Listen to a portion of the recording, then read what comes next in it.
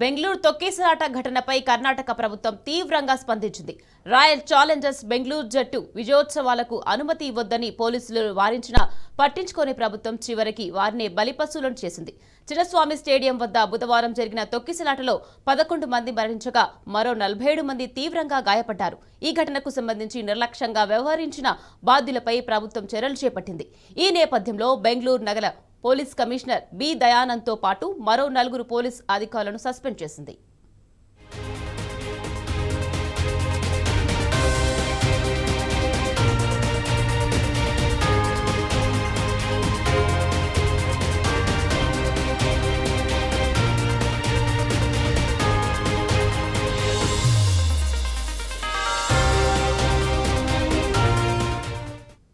అదనపు police commissioner Vikas Kumar, central DCP T Shekhar, ACP Balakrishna, Cubbon park police inspector గిరీష్లపై suspension వేటు పడింది. వీరితో పాటు చిన్నస్వామి స్టేడియం ఇన్ఛార్జిని కూడా ప్రభుత్వం విధుల నుంచి తప్పించింది.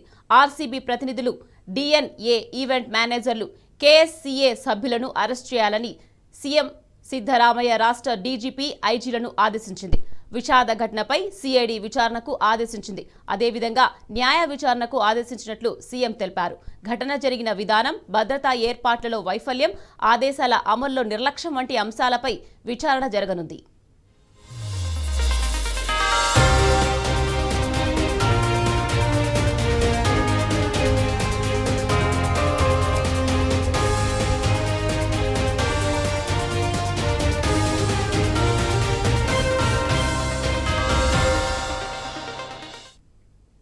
చిన్నస్వామి స్టేడియం తొక్కిసలాటకు కాంగ్రెస్ ప్రభుత్వ నిర్లక్ష్యమే కారణమని తెలుస్తోన్నది. కప్ గెలిచిన మరుసటి రోజే ఈవెంట్ నిర్వహణ వద్దని, భద్రతా లాజిస్టిక్ సమస్యలు తలెత్తుతాయని బెంగళూరు పోలీసులు ప్రభుత్వానికి ముందే సూచించారు. ఆదివారం వేడుకను నిర్వహించాలని విజ్ఞప్తి చేశారు. అయితే పోలీసుల విజ్ఞప్తిని పక్కకు పెట్టిన ప్రభుత్వం ఈవెంట్ నిర్వహణకే మొగ్గు చూపింది.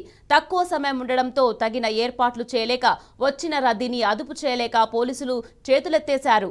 ఈ క్రమంలోనే తొక్కిసలాట జరిగింది వివరించింది. మరోవైపు ఫైనల్ జరగడానికి ముందే ఈవెంట్ నిర్వహణ కోసం కర్ణాటక స్టేట్ క్రికెట్ అసోసియేషన్ ప్రభుత్వాన్ని అనుమతి కోరినట్టు ఓ లేఖ తాజాగా బయటికి వచ్చింది. చివరి నిమిషంలో స్టేడియంలో వేడుకకు ప్రభుత్వం అనుమతిచ్చింది. ఇది కూడా ప్రమాదానికి కారణమైనట్టు సమాచారం.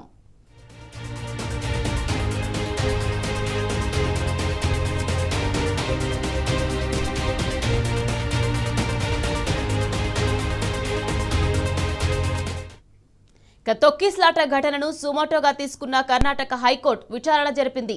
ఈ దుర్ఘటనను ఆపలేకపోయారా అని ప్రభుత్వ తీరుపై ధర్మాసనం అసంతృప్తిని వ్యక్తం చేసింది.